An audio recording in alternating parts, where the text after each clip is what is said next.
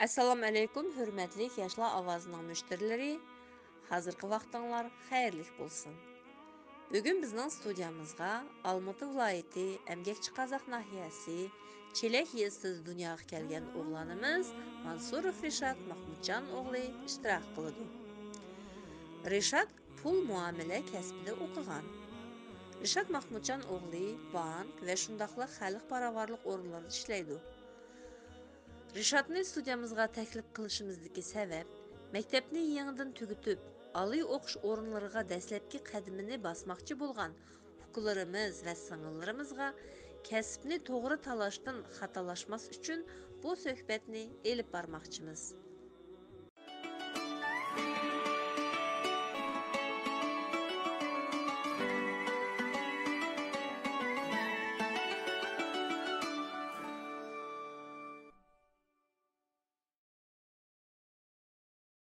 Assalomu alaykum aziz qarindoshlar.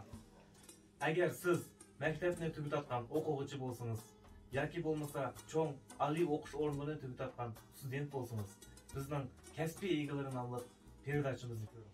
Aziz qarindoshlar, bu peredachimizda kasb egalari maktabni tugatgandan keyin qanday oliy o'qish o'rinlariga tushishni va qanday yerlarda ishni boshlash kerakligini sizlarga tavsiya qildik.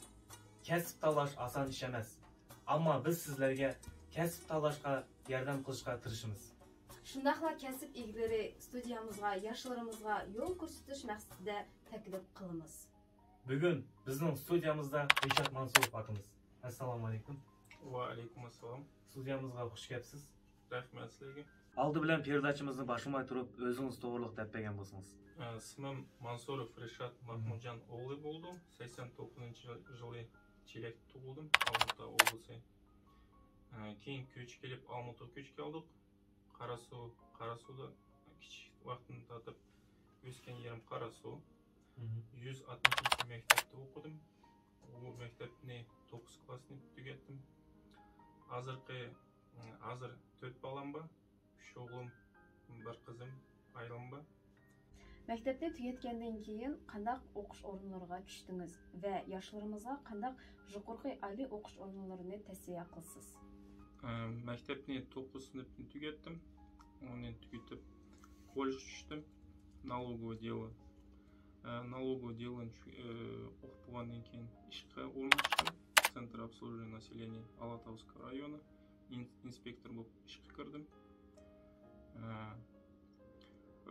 Keyin в то же время поступил в университет на финансиста, на высшее образование.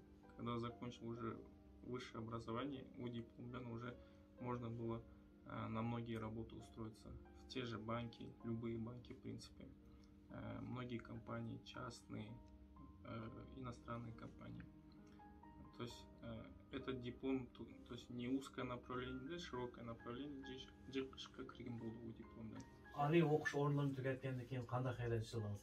Va shundaqla yoshlarimizga finans bo'lib ishlashni qanday hayrat boshlig'ini tavsiya qilasiz? Boshlashga. Birinchi ishlagan yerim официально получается Центр обслуживания населения, keyin налоговое управление по Турсибскому району. Keyin u yerni tugatgandan keyin уже устроился после высшего образования устроился в банк, Евразийский банк kirdim. Финансистning diplomsini olgan vaqtida jiq ishlar payda ochiq bank kirgan bo'ldi. Jiq kompaniyalarga kirgan bo'ldi. Иностранные можно компании устроиться, частные компании. Hozirgi vaqtda ko'plagan odamlar tonish orqali kirdi. Siz tonish orqali kirdingizmi yo bo'lmasa o'zingizmi? Ben o'zim kirdim. Резюме отправил через email. 3-4 kundan keyin o'zlari ishga chaqirdi. Собеседование o'tdim. O'tgan vaqtida ishga o'rnashdim sразу. Налоговый ish to'g'riliq deb qoldingiz. Ashun to'g'riliq kichkin deb bergan bo'lsangiz. U налоговый qanaqa kirdim? Kollejda o'qiyotgan vaqtida praktika o'tgan. 2 oy praktika o'tdim. Jiq odamlar bilan tanishib oldim u yerda.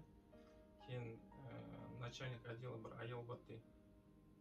И вот с ней хорошо познакомился, заобщался.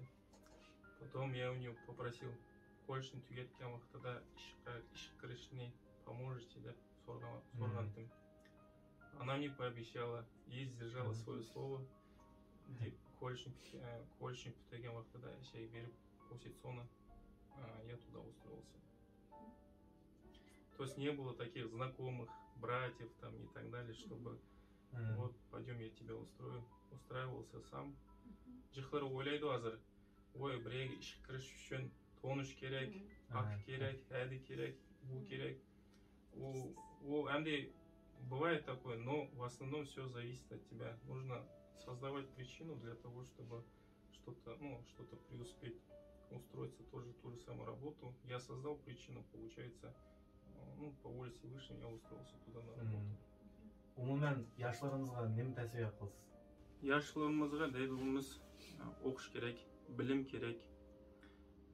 Оқыған вақытта бош вақытымыз болса, спорт білен заниматься қылуға. Біздің Қазақстанда есть абсолютно все возможности, где учиться. Можно на грант поступить, можно, то есть трудоустройство тоже, в принципе, не проблема. Можно устроиться, если у тебя есть диплом и самое главное образование. Образование болса, ты везде тебя заметят обязательно. Есть карьерный рост.